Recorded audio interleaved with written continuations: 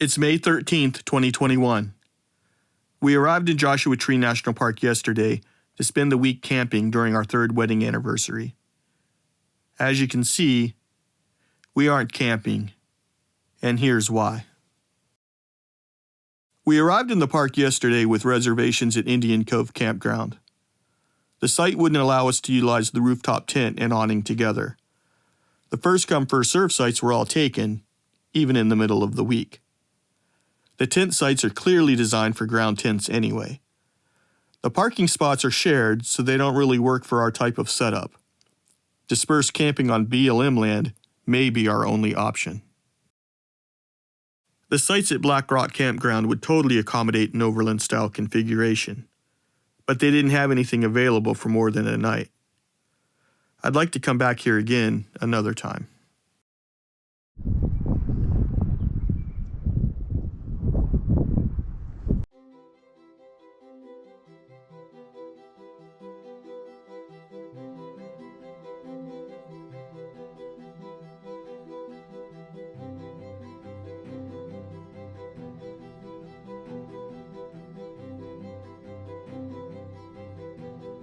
Out of desperation, we started looking at Air B&B for other options. Surprisingly, they had a listing for camping on private land near Joshua Tree. We decided to give that a try. As it turned out, the site was no better than staying on BLM land for free. We were only a quarter of a mile from the main highway, so not very remote at all.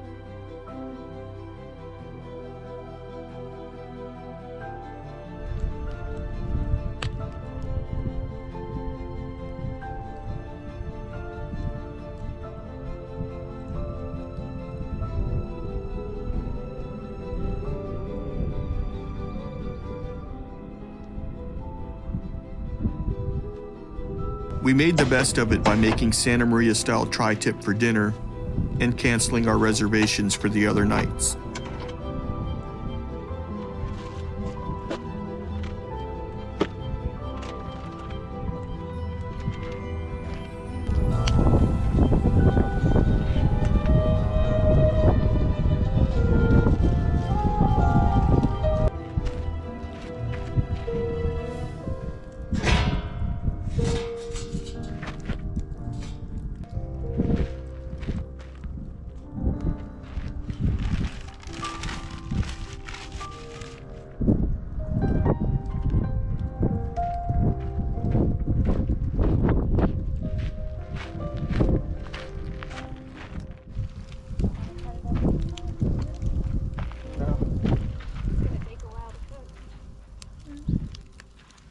We have all night.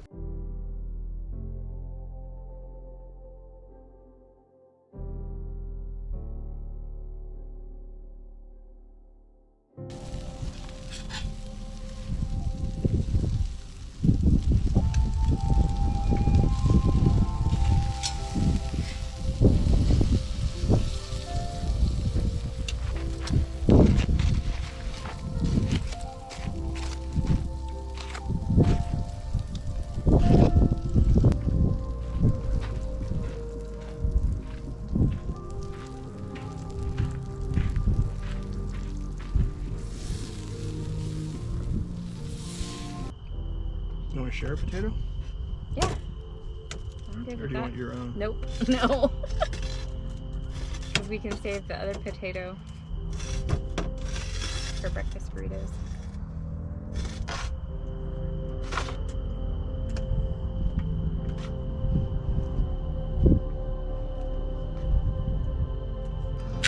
Did you get any butter? Huh? Did you get butter? Not yet. You made pour you some?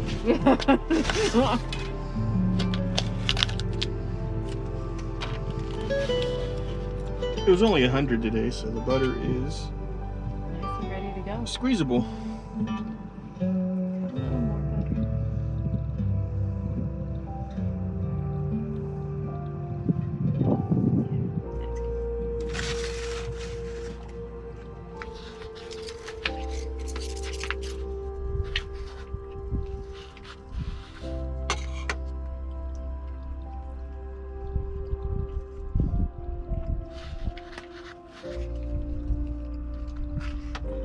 We were so over the heat and high winds after just one night in the sand, we decided to give up on camping altogether.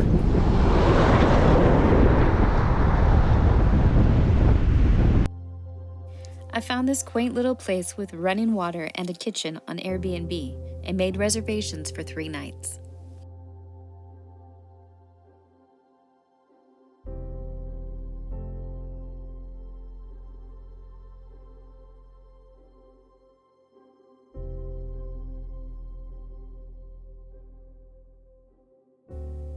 It wasn't the overlanding experience I was looking for, but they did have a swimming pool.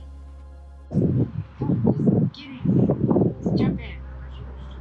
When it was 100 degrees out, it would have been nice. Yeah. You getting it? Oddly enough. A little bit warmer. Yeah, after getting out and getting back in. Yeah. Before venturing into the park the following day, we stopped at several of the visitor centers to have our passports stamped and to pick up souvenirs. Turn on, and it doesn't adjust with the angle of the road and the wall. So that definitely helps.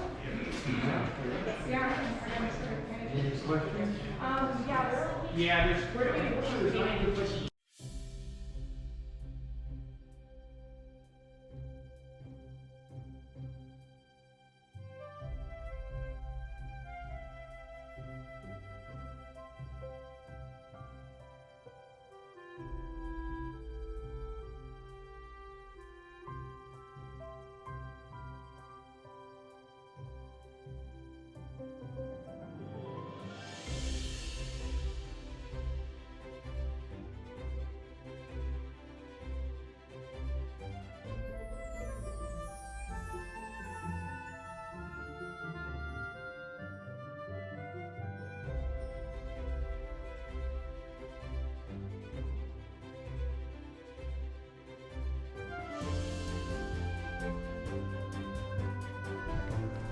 Cottonwood Spring was a requisite stop for desert travelers. People died of thirst trying to get here. The attraction, of course, was water.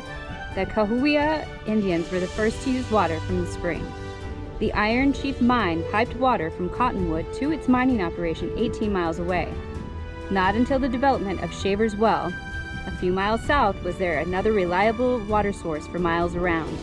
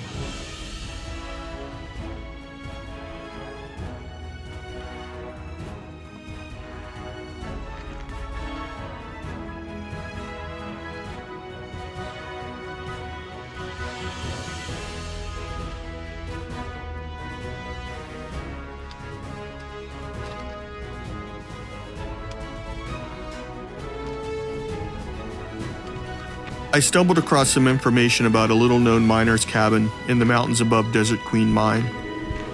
It is well preserved and looks the way it did when the miners left it. The cabin is fairly well hidden and there isn't much information about its exact location. Hopefully, we will be able to find it.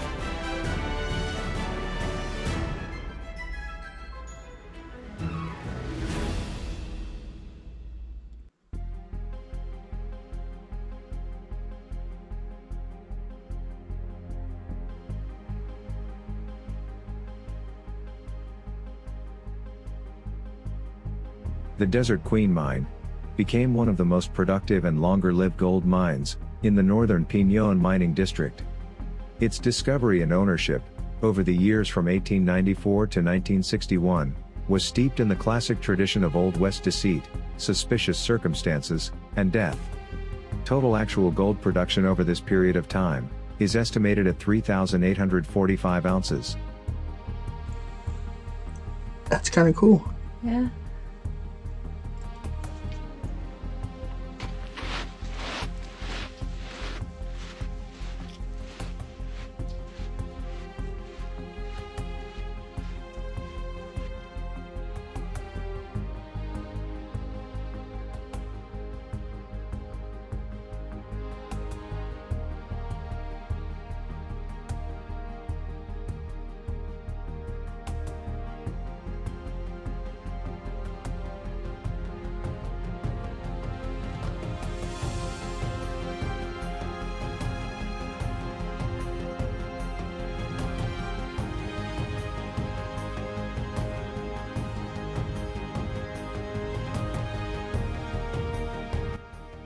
The mine's right there. We're right here. So when we came up the wash, we should have stayed to the left at some point back here. And then that's Eagle Cliff Mine, which is above Queen Bee. So if we keep going up, we're just going to go up to continue up to the wash to this trail. I think we should go back down and see if we can find the trail off to the left. I didn't see any side trail, well, any trail off to the left. It looks like we're still on the trail with all the footprints. And then, So is this the wash here? yeah, The blue line? And then if you read the description, several faint side roads lead off to the other small stone structures in a nearby canyon. The wash at the base of the large canyon is filled with deep sand, oak, and a few large boulders. That's where we are.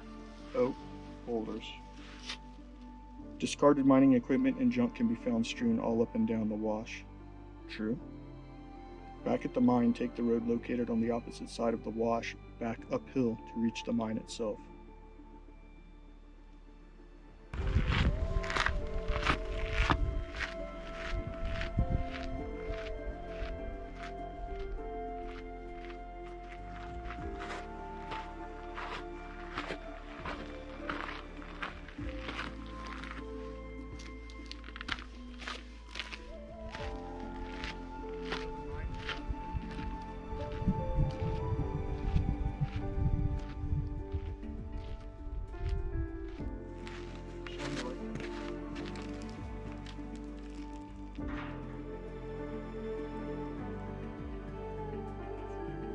No gate on this one.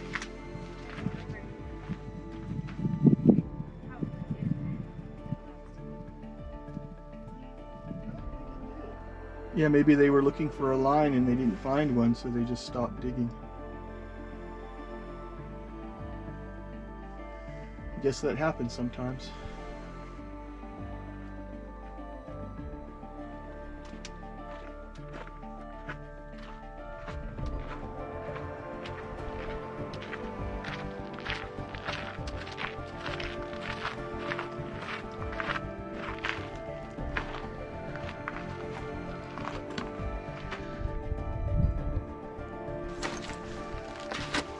for snakes.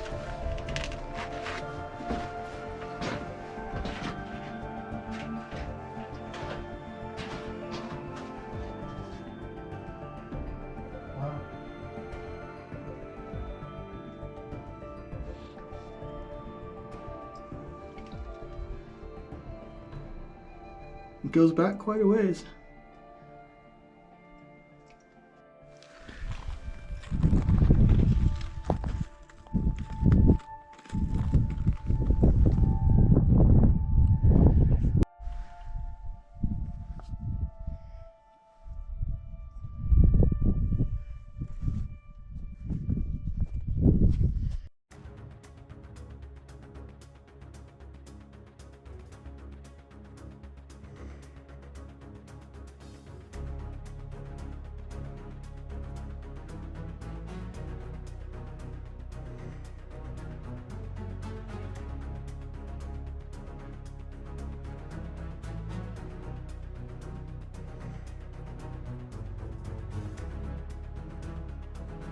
Remember what I was saying about the white line? You see it going up through here and up the side of the rock, and then obviously there's like a mine shaft right there. That's why they picked this spot to start digging, because of that white line.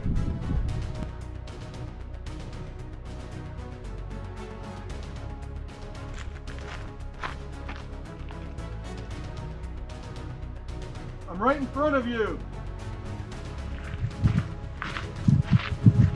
There I am. I was gonna signal you with the mirror, but the sun's at my back. I think that's where we're going, right up there. That looks like a mine shaft. See it? There, come up there. There's a nice cool spot right here.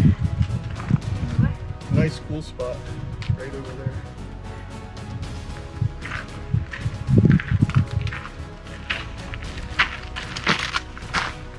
I was like worried about you. I was like, I didn't know if you stopped and if I should go back. No. I heard. You heard me yelling? I heard something and then I kept saying, this way. Hey, buddy.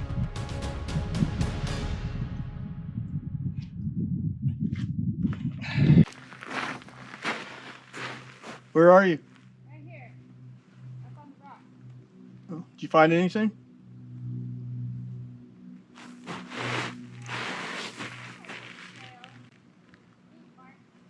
So, you said you can see switchbacks over there? Well, it's straight ahead. I guess we can climb that mountain. The trail, well, I don't see a trail. But the mine is straight ahead. And the little miner's cabin is near an oak tree and some rocks. And I see some oak trees up there. And a lot of rocks.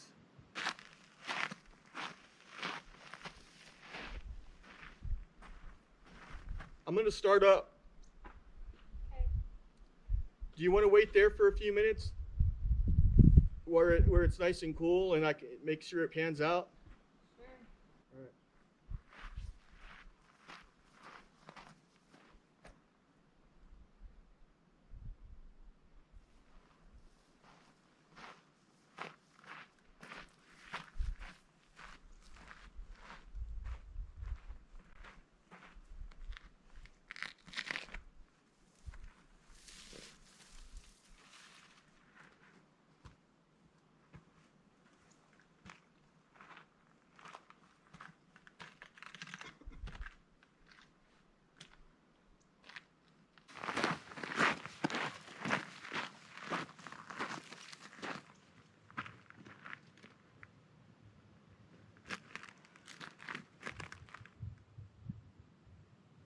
This doesn't seem right to me. I think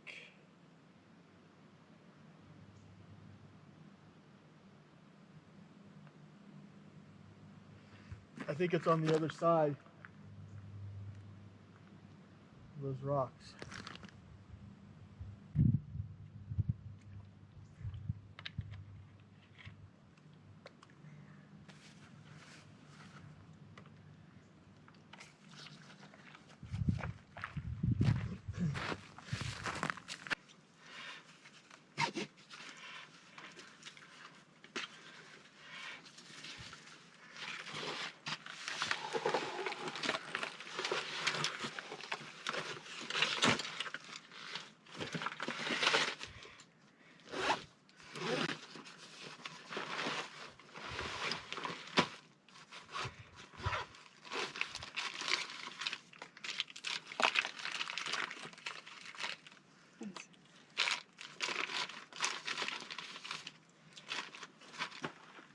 Want to know something? What? You might have been right. Start going to the right, go to the left. I think so, sure.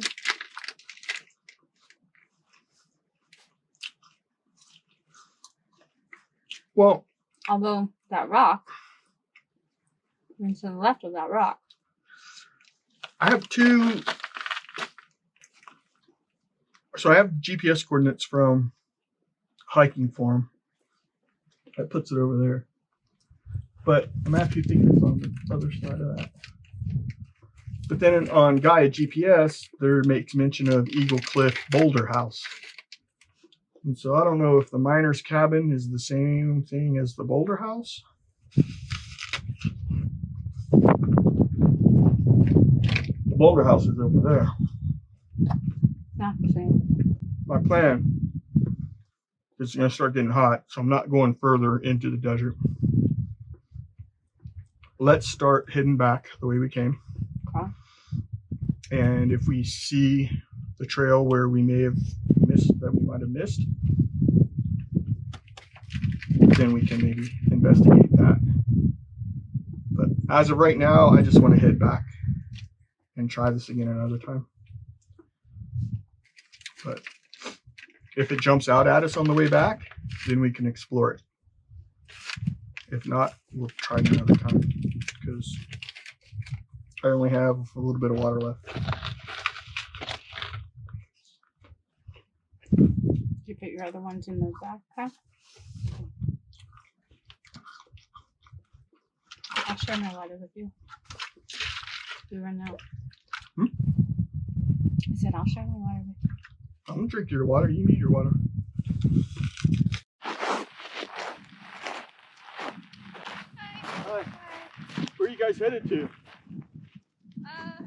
No idea. I don't really know. Oh.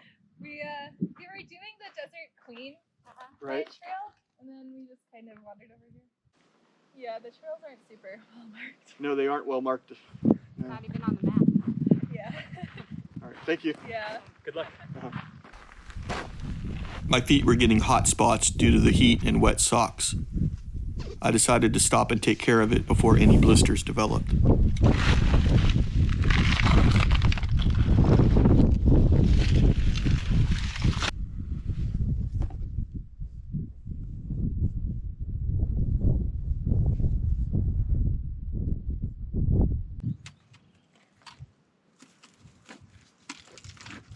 Do you need any? I'm gonna get whatever's in your shoes from the sock.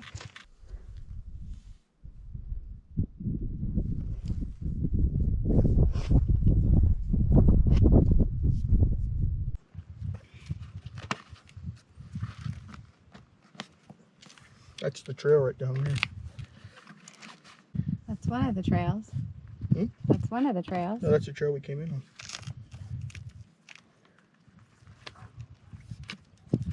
I thought that was the trail that we came in on. Over by that rock. Oh yeah, but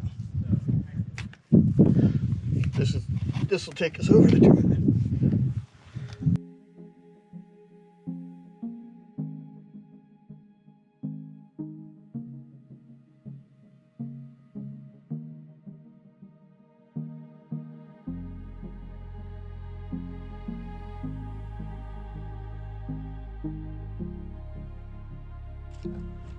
As it turns out, we weren't the only couple having difficulty finding the miner's cabin. We bumped into these two on our way out. So that's on mine, Eagle Cliff Boulder House, and I don't know if the Eagle Cliff Boulder House is the same thing as what we're looking for, or if that's something different. That Boulder Cliff House is like more than a half a mile away. That's why I was like, is it the same thing or not? Yeah. Well, you talked with one of the rangers at the visitor center yesterday or the day before, and I asked about this, and he kind of chuckled a little bit, and he's like, well, he goes, we don't really advertise it because they left it just the way the miners left it. So they don't want to advertise it because they don't want a whole bunch of people going there. So it's not marked on any maps. There's no trail signs. There's not actually a real trail other than, you know, whatever people find. Yes. So that's tricky. Unfortunately, we returned home empty-handed. We weren't able to find the Eagle Cliff miners' cabin. Although we were disappointed, we weren't undaunted. We knew it would be a challenge. The cabin whereabouts is kept quiet for good reasons. But hey, that's part of the adventure, right?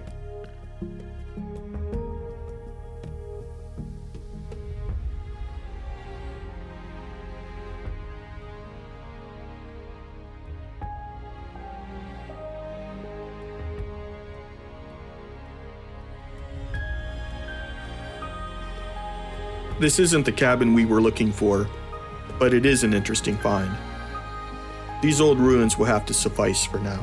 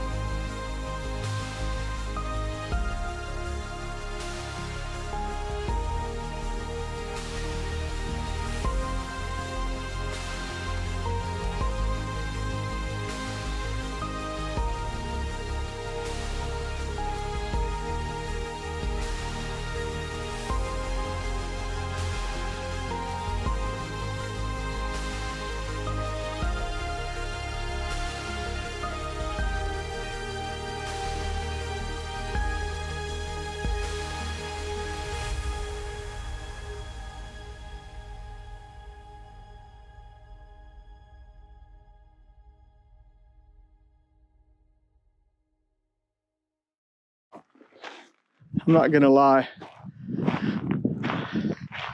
That was a little. Watch for part 2 of our adventure to see if we find the elusive miners' cabin or if we were stopped dead in our tracks.